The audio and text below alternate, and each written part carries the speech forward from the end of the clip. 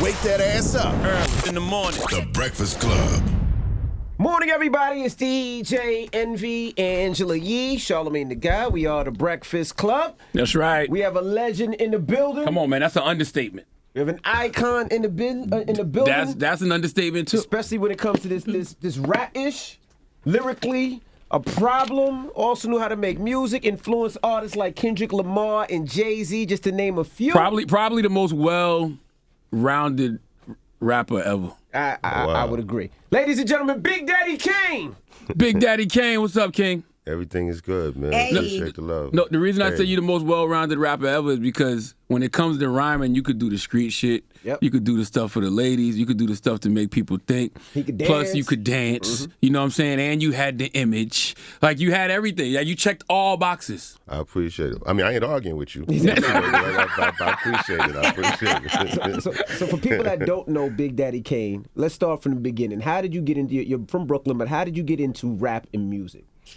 Shout out to my good brother Biz Markie. That's how I got in. You know, we had a mutual friend that he knew in Long Island, and he used to always tell me about Biz. And then one day he said he was in Albee Square Mall. And, you know, I was kind of tired of him always telling me about this dude. So I was like, all right, I'm going to go battle your man. And from now on, I want you to tell, you know, Biz Markie who the hell MC Kane is, you know. And we battled, and after the battle, he was like, yo, you dope. I be doing shows in the Bronx, Long Island. You know, you should roll with me, get down with me. I guarantee you I'm going to get you a record deal. And that was like 84. And 87, he kept his word. He got me signed, you know, to Cold Chillin' Records, and the rest was history. Now, your first name was MC Kane? Yeah. How did it become Big Daddy Kane?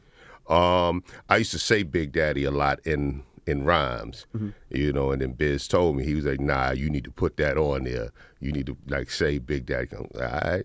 Yeah. So the inception of the Juice Crew was basically you and Biz? No. I mean, you know, the first artist in the Juice Crew was Shantae, Roxanne Shantae. Okay. And then came Shan. Well, Shantae, then Craig G, then Shan, Biz, G-Rap, then me, and then Master Ace. Got you. Yeah. Now, how's Biz doing now? Because I heard Biz was having some health difficulties at one time. Is he doing better? He's getting better. You know, he's you know, in rehabilitation now, and you know he's getting better and stronger every day. Last time I talked to him on the phone, like, you know, he got a real light voice, but last time I talked on the phone, he stuck his middle finger up at me. So you know, I think he's coming along. Yeah. How are you, man? How do you feel? I'm good, man. Man, I ran out to Queens yesterday to see my pops. He just turned 76. Wow. He had his whole old school gang with him. I seen the pictures. They cursing each other out, stuttering up a storm. So life is beautiful. Seeing him enjoying himself, man, I couldn't ask for any more, you know? For real. Absolutely. So, since you were talking about Cold Chillin' Records, that story has always fascinated me, what it was like being at that label at the time with all of those superstars. So can you tell us a little bit about getting signed to Cold Chillin' Records and what that was like? I mean, it was beautiful, and it was a dream come true because, you know, it's like we got Marley Marl, who's the super producer in that era that everybody's running to for tracks, and he's in-house, you know, with the label. And when we cut a song, it wasn't like, you know, how we gonna get it on the radio? Mr. Magic was in charge of the Juice Crew. He was the leader of the Juice Crew. So your song going on the radio, Magic gonna play it. So it was just a matter of, you know, you not being lazy, getting in the studio, doing what you gotta do. So it was a beautiful situation, man. And, you know, I enjoyed, you know, working with these cats, and the energy that Shantae had alone. You know, because Shantae, you know, she cursed you out in a minute. You know, I was her DJ for a while on the Def Jam tour. Oh, you was her DJ? Yeah, I was her DJ in '86 on the Def Jam tour. And just, you know, it was just amazing, you know, watching everybody work and seeing how different everyone was. You know, Biz was having fun. He was calling himself the Clown Prince of Rap. You know, G-Rap, you know, spitting that gangsterism. You know, and Shantae, you know, I didn't know until the night she did Def Fresh Crew that from Roxanne's Revenge on up to then, all those songs she did just off the dome, nothing written, you know, just go in the studio and spit, you know. So it was magic. You know, I mean, I enjoyed working with everyone. You never thought about doing a label? You from Brooklyn and all the artists that you influence. I'm just thinking now, like, just if Kane did a label, you would probably have Biggie signed to it. You'd probably have Jay signed to it. Well, you might even have Eminem signed to it. No, I'm honestly, I tried and was just not successful with it. You know, With who? With all both of them, or? Well, it was Jay-Z and Positive K. Okay. Not Biggie, because you know, Biggie came through Mr. C. Right. Like that's And I know Mr. C that's was the your only DJ. way I really connected with Big was through C. But Jay, I was working with because I did a mixtape with Jazz O, and afterwards they asked me to work with Jazz, and I was like, yo, I kind of like the little light skinned dude better. I'm like, can I work with him? And that's how me and Jay connected. And I was already working with Positive K, so we was trying to do this, you know. It's just, like I said, I just wasn't successful, you know. But I'm actually glad because you know, Jay probably wouldn't be where he is now. You know what I'm saying? So I'm just happy for his success now and what he's achieved, you know. What jewels did you give Jay? Because everybody sees the Kane influence in Hove, but you know, you don't ever really connect the dots with Hove and Kane. Like, you know, you was a mentor to him in a lot of ways, right? That's a question you'd have to ask him. I mean, but I enjoyed having him around and working with him, and I definitely tried to instill what I knew, you know, in this brother and Paz K, you know, and Shaheem from Wu-Tang as well. You know, these are people that I took on the road with me. And, you know, I definitely tried to instill certain things, you know, because there's a lot that I was learning. So I wanted, you know, these brothers to be aware of this as they're entering into the industry, you know. And you and the Old Dirty Bastard were super cool too, right? Yeah, it was when Wu had just came out. They opened up for me at Newark Symphony Hall, and watching their show, I told my manager, I was like, "Yo, go get the Old Dirty dude and go get the little light skinned girl with her hair half braided." And he brought them back to the room, and he was like, "Yo, they right here, but that's not a girl, that's a dude named Shaheem." I'm like, yeah. Because, you know, his voice was so high pitched, you know. His voice was so high pitched, so I thought it was a girl. And I'm way up, you know, in the bleachers looking, you know. But anyway, you know, we met, we kicked it. We went and hung out at my man Botch's birthday party. And from that point on, we just was tight. You know, Old Dirty come by the crib, hang out, me and him just sit there and drink, you know, talk junk. And Shaheem Label asked me to take him on tour with me. But he was underage, so I had to work it out with Al Heyman because it was the Budweiser Superfest. You know, but once we worked it out, I took Shaheem, and you know, we had a good time. Why were you never scared to do so many female records? Because back then everybody was tough, everybody was rapping and spitting, but you would do a female record, but then you would do this record. What made you not scared to do that at that time? Well, when I made Long Live the Kane, I couldn't tell you nothing other than what I knew. You know what I'm saying? All I knew is what I saw in the streets of Brooklyn, or maybe going to Philly or Jersey or Connecticut with Biz to do a show. That's all I knew. That was the world to me, you know. That's all I had seen. But after I made Long to the Kane, by then, you know, I had done toured, you know, America, east to west. I had done been to Europe, everywhere. You know, I was everywhere, you know, so I had a different understanding. That by that time, you know, it wasn't, you know, just about the hood. Like, I realized, okay, I have male fans, female fans. I have black fans, white, Latino, Asian. You know, I have young fans. I have older fans. You know, I was like, wow, people really think I'm 19 years old. People think I'm like 25, 26, you know? So I'm like, I had older fans, you know? So, I mean, knowing all that, I try to make music that, you know, would please everyone, you know? You think you crossed over like a little too fast? Hell yeah. Yeah. Without a doubt, yeah.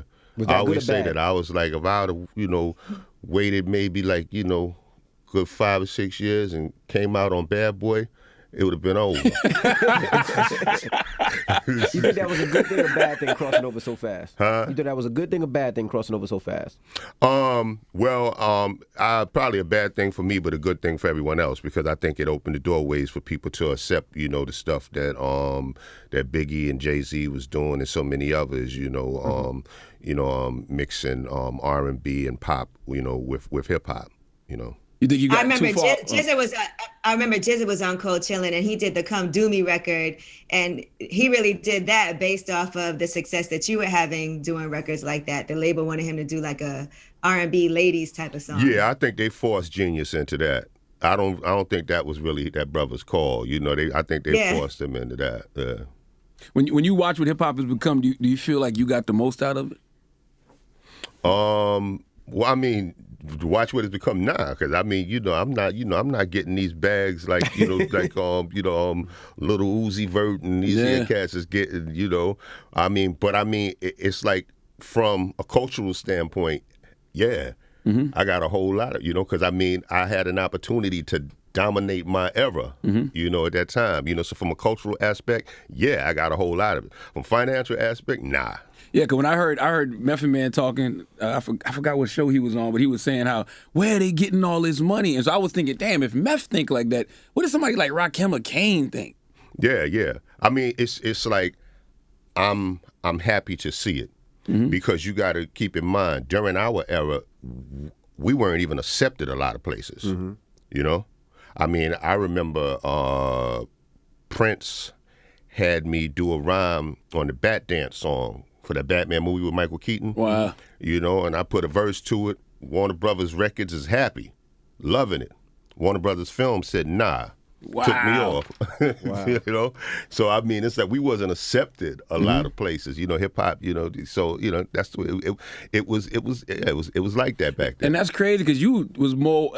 I mean, you were street, but you were still positive. You were righteous, and they didn't want you on the record. Okay, I think you might have missed something here. Warner Brothers Films didn't want a Warner Brothers artist on the song with Prince. Got you. You know what I'm saying? Why? I'm on Warner Brothers. What? You know what I'm saying? Yeah, I missed that. Why though? What was their reasoning? Because it was rap. Wow. That was the film side though, not the record side. That was the film side. You ever look back and say, you think about it, you wish there was a rap union? And the reason I say that is so many brothers like you have really pushed the culture where these artists can make. We just had Moneybagg Yo up here. He said he get $150,000 a show. That's dope. Do you ever think like, damn, maybe there should be some type of union where some of these artists that y'all paved the way for kind of gives back? Because, it ain't like Rolling Stone, where Rolling Stone, they could play a Rolling Stone song on Z100. You know what I mean? For me to play a song here, it has to be a throwback mix or a throwback noon, which is crazy to me sometimes. Well, I mean, that's the way things are in hip-hop, unlike any other music genre, where in hip-hop, you're given an expiration date.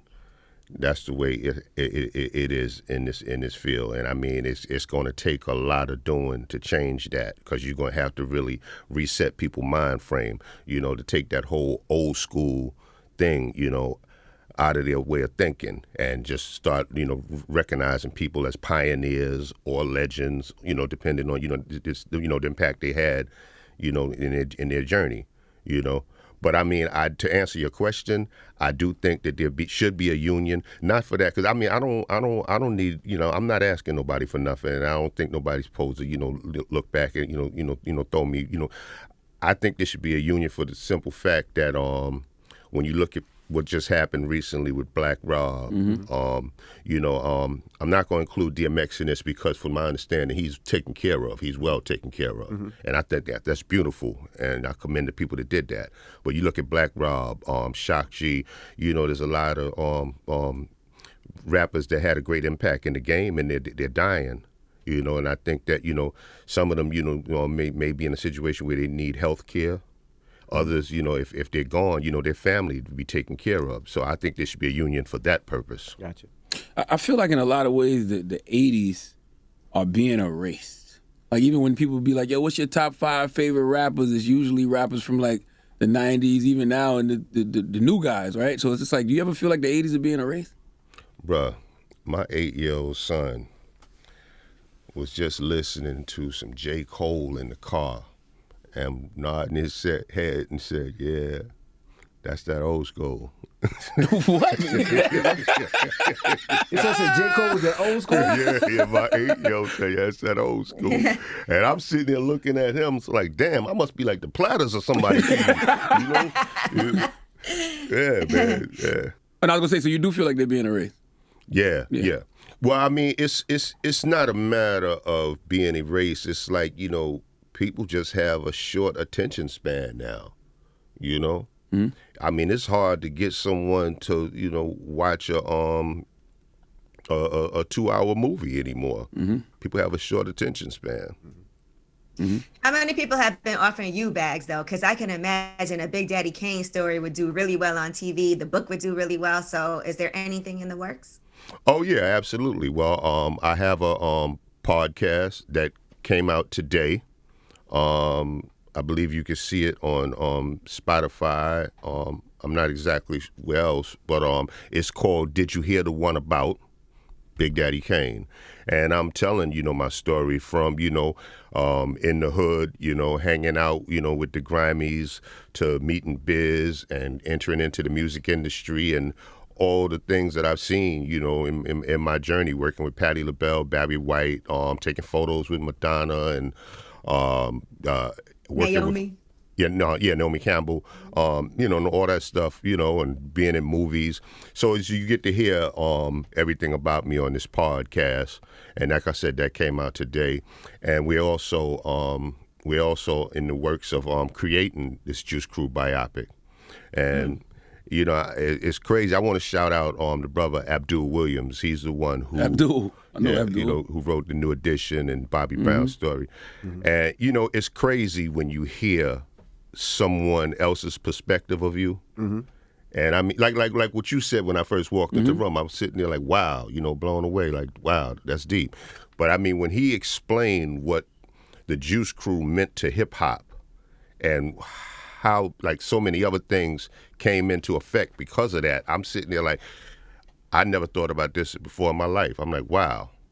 And this is an assessment he made just by doing, studying it, because he wasn't there, I wonder why y'all don't feel like that. Is it because there was no social media back then, so you couldn't read people's, I guess, responses to you or how they felt about you? Like, what was it? Nah, I think it was just the type of thing where, it's, it wasn't about being an artist, Charlamagne, you know what I'm saying? It was about being the dopest MC or the dopest DJ or whatever, you know what I'm saying? So it's like, I'm not getting into the industry thinking like I'm going to be Prince, or I'm going to be, Billy Joel. I'm getting in like, I'm crushing every MC. Right. That's the mentality. You know what I'm saying? So you're not really, it's like, you're really trying to achieve that goal of greatness as an MC. And you're not really paying attention, to the accolades and everything that's around you, like all that stuff you're not really focused on. It's someone else that's telling you, like, yo, you was the first one that, I started doing such and such because of you. A word? Because it's stuff that you're not really paying attention to. What was the decision to get dancers, though? Because like you said, it was all about MCing. Scoop and scrap. But you said, nah, I'm going to have dancers scoop and scrap, and they going to dance in the back. I got a DJ. We all going to dress alike, similar haircuts. What was that decision? Well, I think that decision came, like I had met Scoob in the quarters when we always used to hang in Latin quarters. And watching him dance with the IOU dancers, I used to tell Scoob sometime, like, yo, whenever I make a record, man, I'm gonna put you down with me. And I did a show. Dougie Fresh came to the show. He watched the show, and he was telling me about things I could have did different that would have made it better.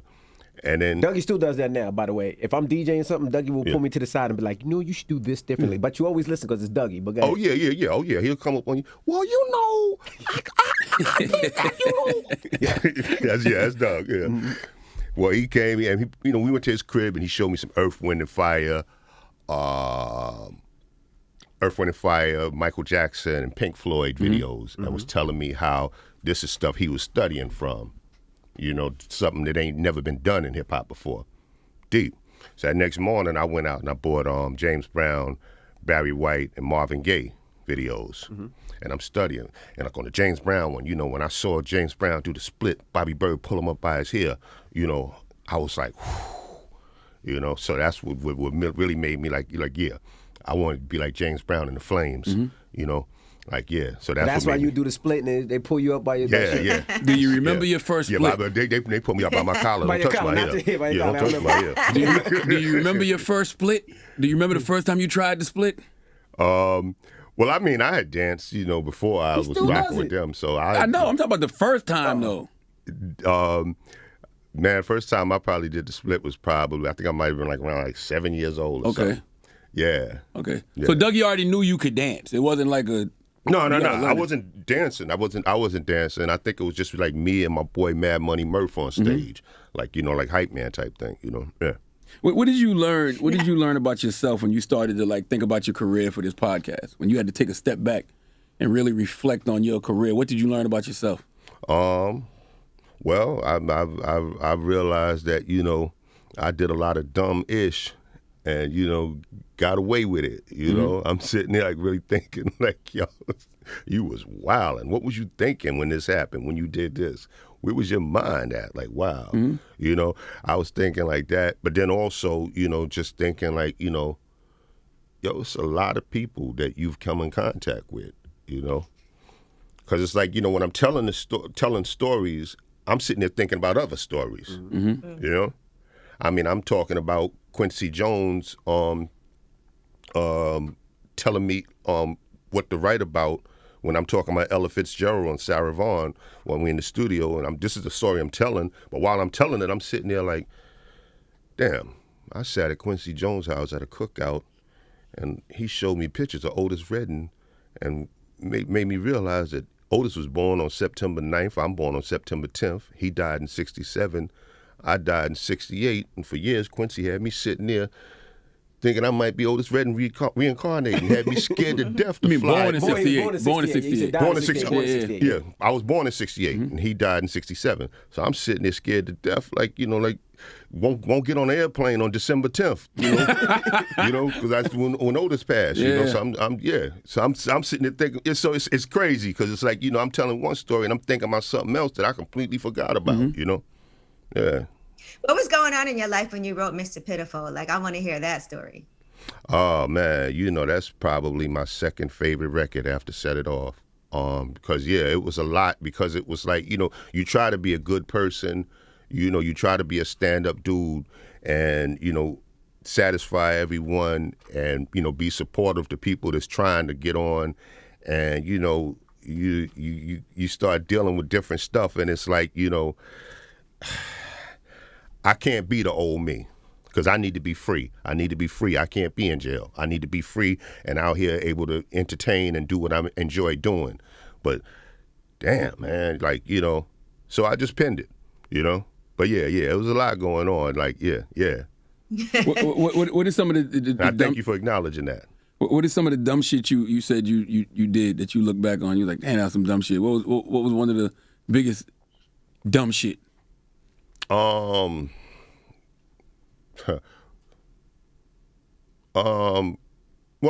honestly, I guess one of the biggest ones was like, was stick up stuff, because I think about something one of my boys told me that made complete sense, and I mean, he was just basically like, yo, man, your parents together, I ain't even seen my father. But your parents are together. They both driving Cadillacs. Why you out here, man? Yo, why don't you go back with that Biz dude, man? Why don't you go back with him? That's where you need to be, man. You need to be making music. You better than such and such. You better than such and such. So that's like one of the dumb things I would definitely say, And you never glorified any of that in your music either, though. Nah. I mean, I don't. Nah. I never seen a need to. Yeah. Even with G-Rap, when G-Rap was spitting his street shit, he was like, well, shit, I got some of that in my background, too. Oh, nah. I did on a song with G-Rap, I think it was called Number One with a Bullet. But that was because, that's what the song was about. Got you. I mean, I can't go there. It's just, not by choice, I choose not to. And it's just crazy because, it was a point in the 90s where it seemed like that was the emphasis. Even the early 2000s, that was the emphasis. Rap about gangster stuff. And for you to say intentionally, nah, I'm not going to do that, even though you lived it. I mean, I don't really see the purpose to Kiss and Tell, man, but, that's just me, teach his own. Who was the hardest lyricist back then that you would say they were spitting with me? With me? Yeah. The top three at that time, was me, Chris, and Rakim. I hate leaving G-Rap out, but I mean, I'm just saying just by public opinion, because me personally, G-Rap, one of my favorites, you know what I'm saying? But I mean, like, by public opinion, it was, those were the three that everyone, was talking about. And you Have they tried to get you to do a versus Rakim? Yeah. They like Swiss tried. You know, I You wouldn't mean, do it? Huh? You wouldn't do it? I would love to do it, but I mean, Rakim. I can't make nobody battle me. Rakim. You know, so I mean, you know, It's hard to get Rakim out the house to even do a show. Rakim is just Rakim. Yeah, I'm surprised he came and did the Breakfast Club. Rakim is Rakim. They've been trying to get y'all to go at it for years, though. Even back then, that was That would supposed to be be a great. thing, right? Wasn't y'all supposed Yeah. to? Yo, let me tell you the funniest story about that whole me and Rakim thing. One night, Bobby Brown did a show at the Garden, and he had me, Heavy D, rest in peace, Just Ice, Mo D, all of us up on stage, just letting everybody spit while the band playing. And Mo D, he trying to push it because he see that me and Rakim on stage together. It's not no battle. We just rhyme. Everybody's rhyming. But he wanted us to rhyme back to back. And just to show you how deep people wanted it to happen, when Rakim rhymed, Mo D gave me a microphone and was trying to edge me next to him so that I can go right after Ra. Just Ice snatched the mic from Heavy D and just started, I go after the guard, I go after the guard. And as soon as Rakim finished, Just Ice just jumped in front of him and started rhyming. And the whole crowd started booing. Now listen, they never even gave him a chance. Who knows, Just Ice might have been saying some dope stuff. They were just mad because I didn't go after him. That's what that was all about. Like, they just started booing. Like, that's how people mindset is, like how bad they want to see that happen. Did you have Come on, balls dog. already? Let's go, Rakim. Let's do this. This would be good for the coach. I would love to see it. Did you have balls for him back then, just in case? Like, just in case for a moment like that, y'all was ever somewhere and y'all had to go at it. Did you ever have a verse or something for Rakim? I might have. I don't know. No. Listen, we talked one time, and when we talked, I asked him about a line in his song, and he explained to me what it meant. He asked me about a line in my song. I explained to him what it meant because he thought it was about What line him. was it? What line was it? I asked him about the word to daddy. And he said that that's just some Long Island slang, you know, instead of word to mama, we say word to daddy. You know, he asked me about the rap soloist, you don't want none of this. And I explained, I said, no, I'm saying I'm a rap soloist, competition don't want none of this. You know, anybody rhyme alone is a soloist, you know. But he thought it was a shot, you know, because he said, and you know that I'm the soloist, you know. So we explained that, and we, you know, from there, everything been smooth sailing. We've been cool. You know, If y'all would have had social media back then, y'all would have been going at it because you know people would have been like, "Yo, he coming at you." Oh But yeah, at least... oh yeah. No. I mean, right now, today, I see that people mentioning stuff from songs from '89, '88. You know, saying that I still think this was about you. You know, but I mean, if that's what entertains you, you don't knock yourself out. You know. Do you regret not going toe to toe with him though, just for the sport? No, I mean, because you know, I had a successful, you know, career. So I mean, you know, I don't really see how that would have made it any better. Yeah. You know what I'm saying? And I mean, and then besides that, I mean, it's like, you know, I always felt that Rakim is one of the greatest MCs ever. Absolutely. But you know, but he's not a battle rapper. You know what I'm saying? I mean, that's all I did. You know what I'm saying? That's how me and Biz met. You know, so that's all I did was battle rap, you know. I think the more intense, the more difficult battle would have been me and KRS. You know what I'm saying? Because that's a battle rapper. And I mean, just watching some of the stuff that I've seen him do, I see that, you know, with him, the way I think, you know, it's deeper than just the rhyme. It's how you get in someone's head. So I definitely respect that brother as a battle MC, and I think that's, you know. That'd be a good. So versus Rakim too. was light work, is what you're saying? Well, I'm saying Rakim is one of the greatest. Don't do man. it. He's Cut talking out, about man. style. What I'm saying is he's not a battle rapper. Yeah, I what got probably you. would have been better is like a song. You know what I'm Yeah, saying? yeah. Like, you know, I got a verse on the song and Rakim got a verse on the song, and then the people judging what verse they like better. You know what I'm saying? But because I mean, he's not the battle rapper. You know what I'm saying? He's a lyricist. He's a great lyricist. So that would know? be a good versus too. You and Chris, you and KRS-One. That would be a good one too. Yeah. So what happened to Kane's career when it started going down? Because Kane was so big, and then it's like Kane disappeared. Was it you went into modeling or you went into acting? We just didn't see as much Kane anymore. Well, I think that, once gangster rap came in, you know what I'm saying, that's where everybody ear gravitated to. They really wanted to, hear, some real thuggish stuff, and that wasn't my thing, I'm running around and Smooth operator. yeah, purple suits and gators and hanging out with Rick James and cats. I mean, that wasn't yeah. If you could, You always were known as the ladies' man, and you talk about having a bunch of women saying that they were pregnant by you. Did you have some real scares where you were like, "Damn, I was too reckless. I don't know what happened." Yeah.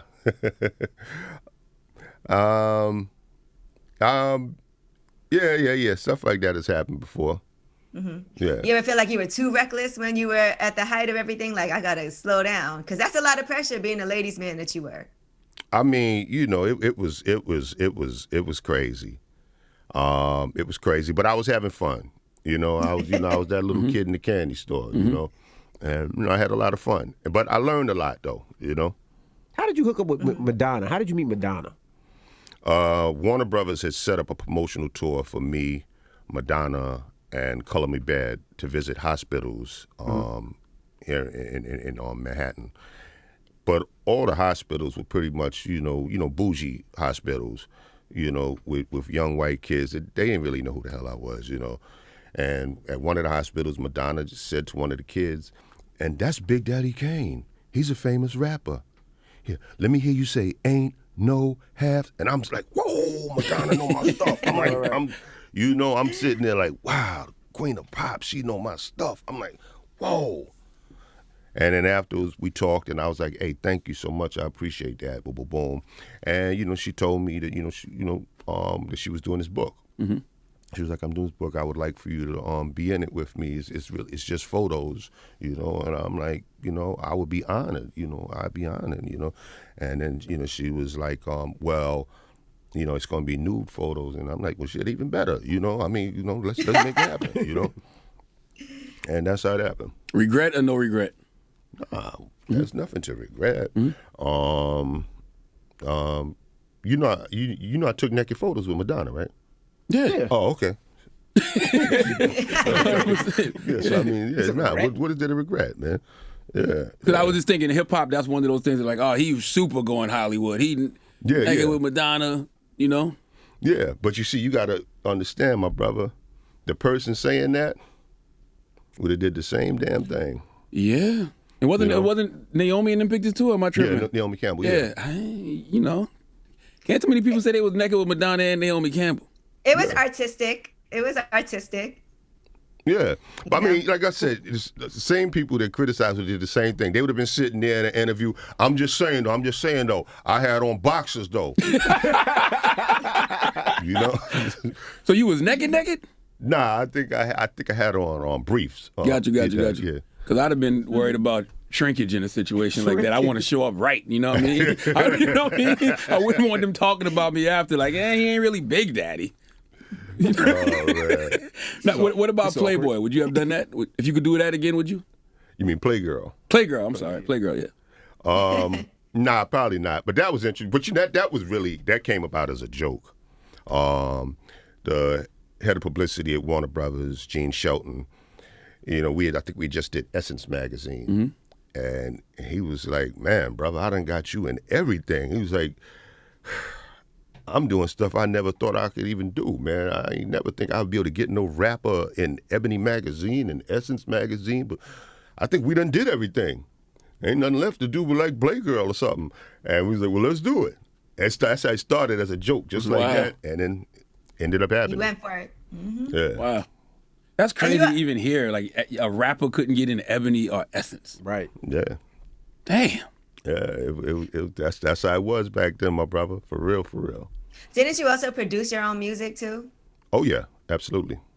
Mm-hmm. So was that something did you get paid for that? Like, how did that work back then? Did you get the credit for it? Were you producing for other artists? Well, I didn't get the credit for it in the very beginning, but when I started working on the second album, I was doing it at a different studio, so I started getting credit then, Mm-hmm. So what about writing for other people? Yes, I've written for other people. As you know, well, maybe you don't know. I mean, I wrote a lot of biz stuff. I did Have a Nice Day and Gone Girl for Roxanne Shante, and then I also did some ghostwriting for several other artists. You feel like when LL came out and LL took off in this day, you feel like he took a lot of your fan base and did what you kind of did and did it his own way? Nah, I mean, LL was a star before I even came in the game. You know, a big star. You know, I mean, the second tour I went on in my career was his tour, his Nitro tour. LL was already humongous. So, I mean, yeah, I might have took a few of his fans, you know, but I mean, he was already set, you know. He was already set. Right. Yeah. Why do you think artists from the 80s didn't transition through different eras like the older rappers now seem to do? You got to explain that a little bit. Like you see Hove, you see the Snoops, all of them are still here. They're still doing They music. did 90s, they did the 2000s. Yeah. the Oh, okay. 2010s. Why didn't the 80s rappers seem to be able to make that transition through the eras? I think that a lot of us never really got to that level. I think the L was probably the L was only probably one closest, that yeah. did. You know, artists like myself, Run DMC, Salt and Pepper, and I'm naming the artists that you know, like had big commercial success. You know, we didn't get to the level that L got to. You know, where it's TV and all this stuff. So you know that's that. I think that's why where like hip hop was more accepted and everybody wanted it by the mid '90s. So the platform was set for artists such as Jay-Z, Nas, these cats, to have longevity. In our era, we were fighting hard, you know what I'm saying, just to get to a certain plateau. It was, it was a lot easier to get there in the 90s, Yeah, because it's like, when you think about it, Hove and those guys, y'all all around the same age. Yeah. So it just makes you wonder, like, what did they benefit from, or what did hip-hop have that they benefited from now that y'all did? They came out the right time. Yeah, you know what I'm saying? yeah. We came out too early, And what made you start this podcast that you got? The podcast comes out today. What made you start the podcast? It's called, Did I Ever Tell You That? Did I ever tell you the one about? Whatever, I tell you the one about. So what made you start a podcast? Well, I was approached by MC Search about it, and he told me the idea, and I was like, you know what? Yeah, because I've been wanting to do a book. I was trying to wait to get with the right person that can tell it the right way, and I'm like, I think this might be a good way to tell it as well. So sat down, told my whole story in different segments, and I think it came out good, and I really like what they did production-wise, because like the sound is 5.1, and it's that surround sound, and what I'm talking about. You're hearing all this in the background, bottles breaking, people running, park jam music playing, ice cream truck, so it's done, it's put together in a real creative way, man. I love the way it came out. What are some things you think young artists will learn from hearing your story?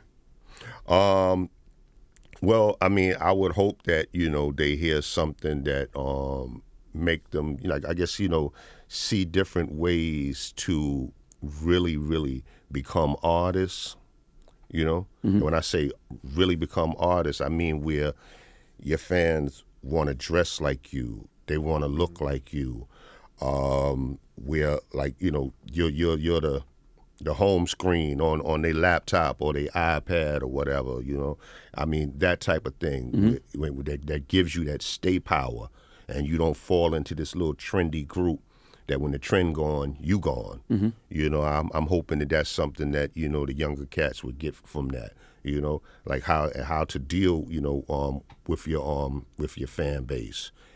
How to understand separating, your professional life from the streets. And in the times when you have to combine the two, so I'm stuff like that. How long did it take for your eyebrows to grow in, man? After years of doing the 3 cuts in Three your cuts in the eyebrows. eyebrows. I don't know, man. But I gotta give you love because nobody's never asked me nothing like that. For real?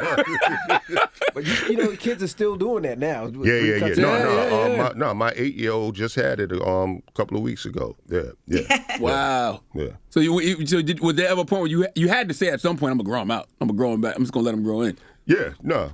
I mean, we went through it, but then like after I want to say like maybe like after a year, I started seeing everybody and their mother doing it. I even I think Vanilla Ice even had it. At one point. Absolutely.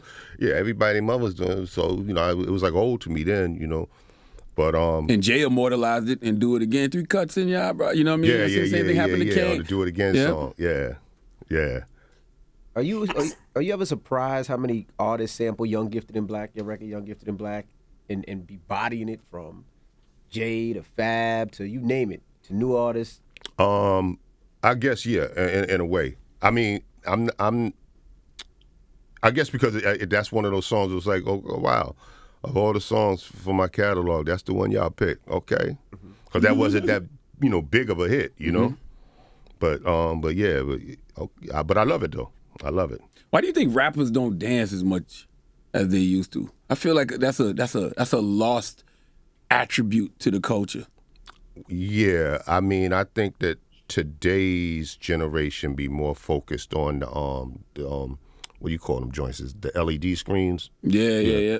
Everybody want that big thing behind them that's flashing a whole bunch of photos and lights and stuff, and that's the main element. You know what I'm saying? We didn't do stuff like that back then. We it was what we did on stage. Me, Scoob and Scrap with the dance routines. And with Mr. C with certain scratches that he would do on breaks. That's what it was. I want to ask what back to Young Gifted and Black. You had Minister Farrakhan on there. What made you want to put Minister Farrakhan on that song and his message? And at the time, you were crossing over, but crossover hated Minister Farrakhan at that time. So what made you put him on your record in the intro, and how was that? Well, I mean, we used to listen to, a lot of, Farrakhan tapes back then, the cassette tapes. And that particular one, when I heard that intro, I was like, I got to use this on a song. I got to use it. And when I heard the way Marley had that song starting with the bang, I'm like, I make no apologies that's the one. for what I'm going to go. Yeah. Did you have to clear that? Did you have to clear it?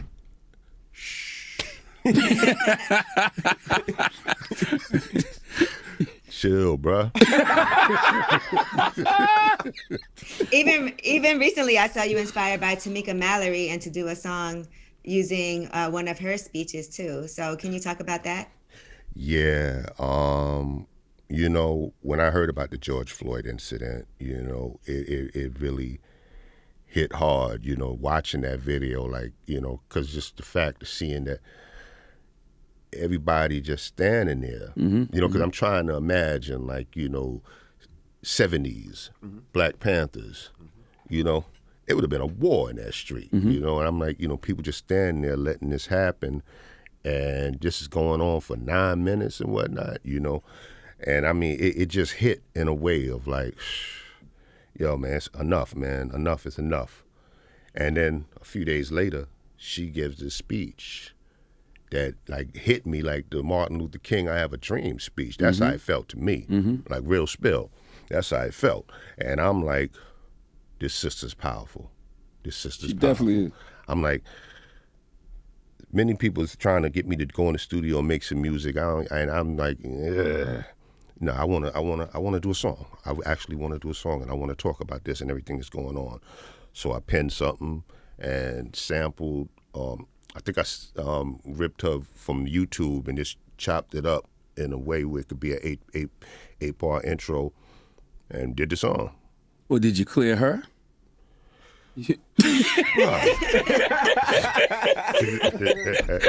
Nah. What I did was, we set it up with her lawyers, where all the proceeds from the song go to her foundation. Dope. Until Freedom. So, yeah. Right. So I don't get no money for it. It goes to Until Freedom. Until Freedom. Yeah. Until Freedom. What are your thoughts on the GOAT conversation, man? We touched on it a little bit earlier, but when you hear, people say who their top 5 is, do you ever feel a way if you're excluded? No, I mean, a lot of people put me in their top 5. I saw Eminem say that you were his biggest inspiration. Well, much respect to him. I appreciate that. I mean, a lot coming from him, man. But I mean, everybody gonna have, their own top 5. Like you might go to Tila Rock, and he might tell you that his top 5 is Melly Mel, Kumo D, Grandmaster Caz, DLB, and Spoonie G. That might be his top 5. If those were his inspirations and who he grew up off of, how can he be wrong? Yeah. You know what I'm saying? So everybody's whoever you like is really You think it's a generational thing? Yeah, I mean it's that whole barbershop talk to the 1000th level, man. People just took it and then it's back in the days this would be barbershop talk, man. Yeah. Man, Charlamagne, you tripping, man. How you gonna put such and such over such and such? That's be barbershop talk, But now it's especially now with people on social media, you can argue. That's just the thing, man. And if you didn't come up in that era, you really can't have but so much of a conversation, right? Because you only know what you know. Yeah. You know? I mean, if you didn't grow up off of Big Daddy Kane or Rakim or Karis music, then you probably wouldn't have us in your top 5, and that's understandable. That's understandable. What were your thoughts back then?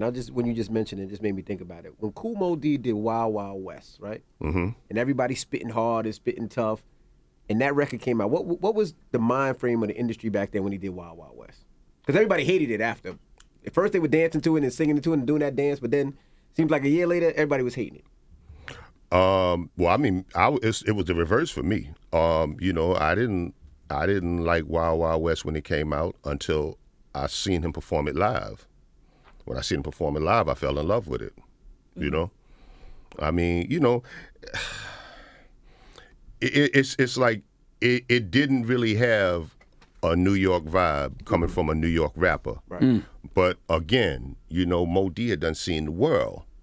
So he understood that he had fans, his fan base is broader than just New York. Right. He understood that, and he made a great move, and I respect that man for that, yeah. You think New York... go ahead, you. I was going to ask you, did any people that you were cool with get offended by the song Vapors and feel like it was about them?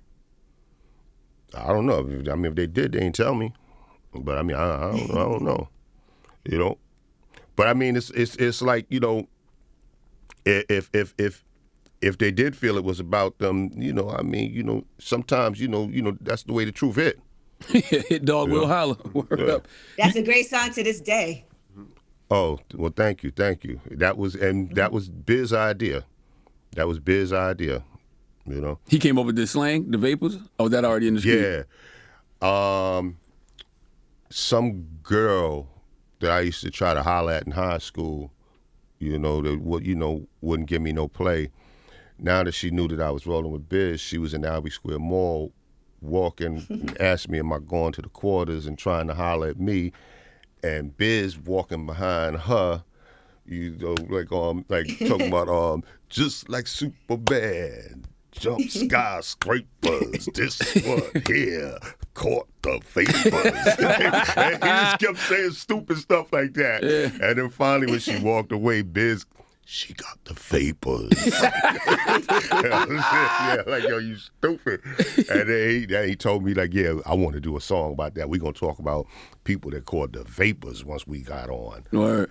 And, he was like, talk to Vaughn on Cool V, about, So I got a story from Cool V, got a story from TJ Swan, I wrote mine, That's wow. When Biz was writing his off-the-wall records that always caught, whether it was Picking Boogers, the Vapor. Sitting on the toilet. Sitting on the toilet. Even Just a Friend. What was your mind frame back then? Because those records all caught, but they were just Fun. silly records. No, I mean, when I first heard Just a Friend, I knew it was gone. I knew it was out of there. Like Biz wrote that, and I mean, I knew it was out of there. Now Picking Boogers, that's me. That's my pen. Mm-hmm. And what made you write Picking Boogers? Biz made me write Picking Boogers. You think I wanted to do something like that on my own?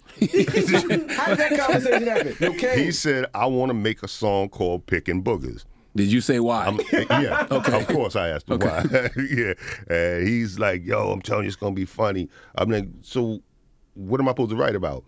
I don't know. Just write some stories about picking boogers, about people picking boogers. Just write. He says, "I don't know. Just whatever you write, just somewhere in there. I just want you to put, 'Hey, Ma, what's for dinner? Go up your nose and pick a winner.'" And I'm like, this is really happening. We gotta send Biz something, man. We ain't send him. We gotta send Biz something, man. Do you think New York will ever return to like hip hop dominance? I mean, it can. I mean, it's really a matter of New York reestablishing its identity. Mm-hmm. Because I mean, I'll run into a 16, 17-year-old kid, and he tell me that he rap, and we having a conversation, and he like, "Yo, nah, OG, I'm like the hottest dude out here right now. This is real talk, facts, man. I'm the hottest person out here. No cap. No cap, man. Let me spit something for you." Yo, when you get that accent, you was just saying, "Yo, no cap, man. Yo, nah, son," So it's like it's a matter of reestablishing its identity. Mm-hmm. You know what I'm saying? I think that there need to be a young generation that say, "Yo, this is New York sound, and this is what we doing," and that's when the change will come about. Mm-hmm. And they can't be afraid. They shouldn't feel like, "Yo, we have to do what the Migos doing. Let the Migos live. Mm-hmm. Let the Migos be great at what they do. Mm-hmm. Start your own style and do that." You listen to Griselda? Huh? Griselda, the group Griselda?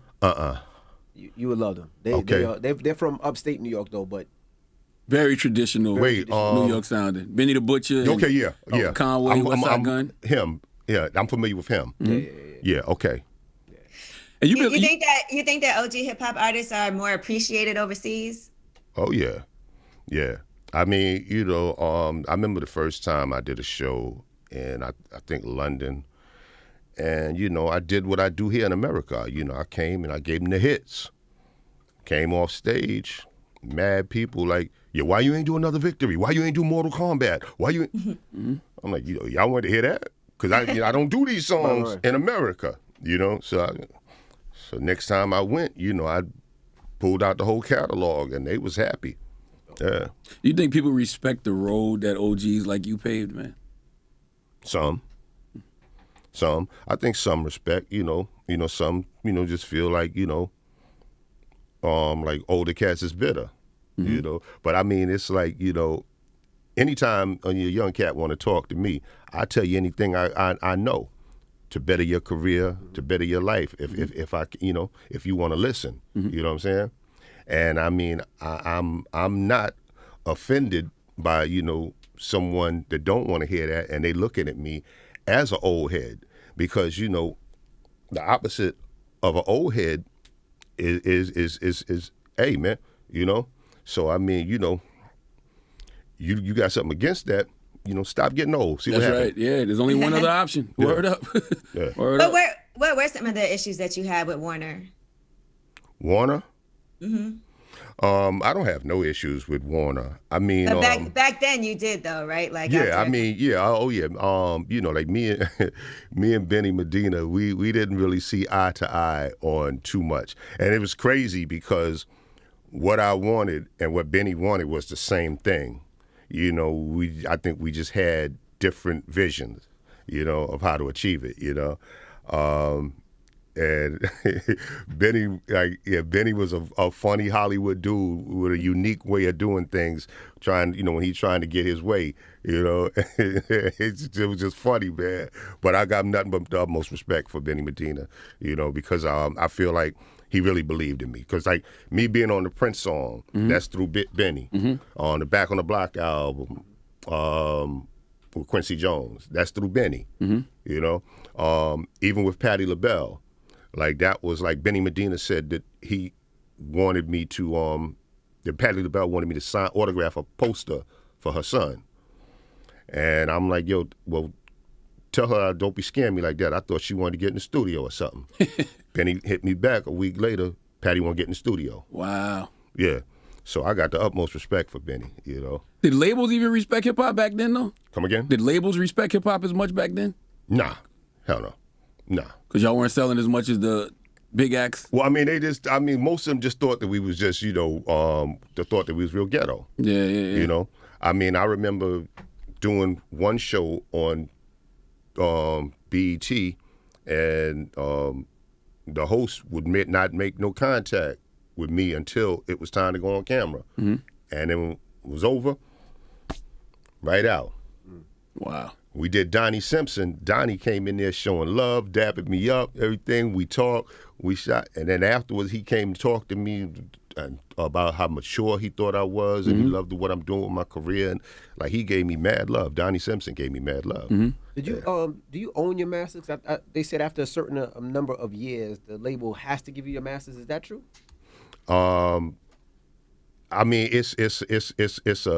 It's a fight. You talking about after 35 years? It's a fight. You know, it's a fight. You know, there are those. It's like it's really a matter of where they at with it. You know. I feel like. But you can fight to get it back. A lot of people avoid the fight and work out a deal with them. For much better situation. But some have been fortunate enough to get their masters back. Mm-hmm. And you would think that it's like you 35 years you making money off the I ain't gonna be here much longer, but can my family at least eat? Right. You think they had that mentality, but.